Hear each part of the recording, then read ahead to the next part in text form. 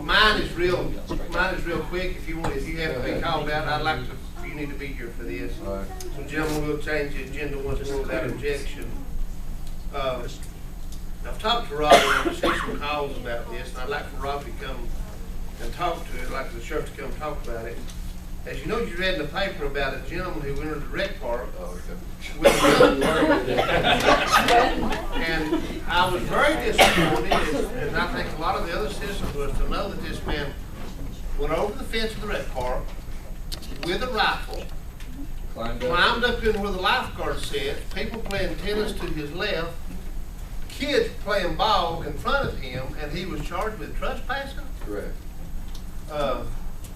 No other I'm certainly, Chester might know, or somebody might know, but if that's all he's charged with taking a rifle into the rec park, getting into a position that he could possibly do some real damage to folks, are they something that this board can do? Are they some kind of, I mean, you couldn't even charge him with taking a gun to the public, or? We were hoping to go into the terror of the public, but after going over the statute with the district attorney, my staff attorney as well, and the magistrate, it did not meet the criteria. So basically we were left with only a no trespassing. Well, I would like to know, through the council of the sheriff's department and maybe Chester in the future, are there anything that this board can do, some kind of ordinance or whatever? I think that would be, I'm just speaking on myself, but after reading that and see where this gentleman has only been charged with trespassing, that could have been a real bad outcome. I mean, we've not talked about it either, but. Absolutely. And I think the only thing that we can do is the county attorney and the county manager could look into possible ordinance on firearms on county property. I think we have that.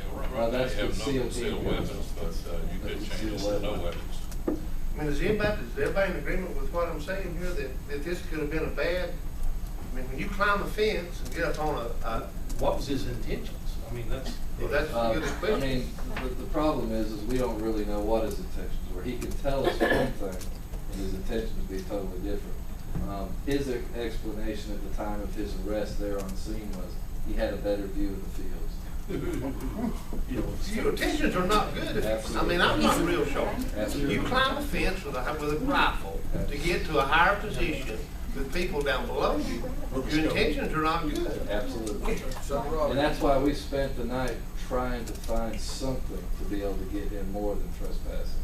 So there's a current law in, like if you're at a soccer game, I'm a big like Zachary ball coach.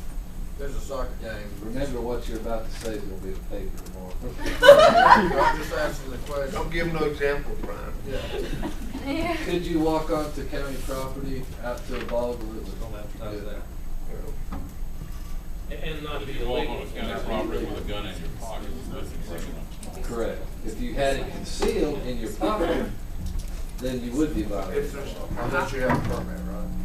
Unless you have a permit. Even if you have You can't have a concealed weapon, even with a permit on it. should be any weapon on county. I mean, as the chief law enforcement of the county and people you've talked to, and I'm sure, and of course this board can express their own opinion, but wouldn't you suggest that we look at something?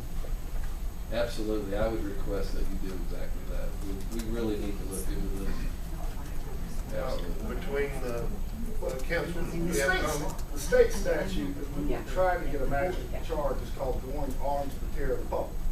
One of the elements that has to be proven is that it's on a public street or highway. And, I mean, you could definitely pass an ordinance, but that's gonna be a class 3 misdemeanor. The North Carolina legislature could modify the going armed to the terror of the public statute. And it can be a much more severe punishment. I certainly don't disagree with the ordinance, just on principle, but if you're gonna apply a more stiff penalty, you're gonna have to get legislative action to do it, because our law never gonna carry the weight that a state law would pass. I think you do both.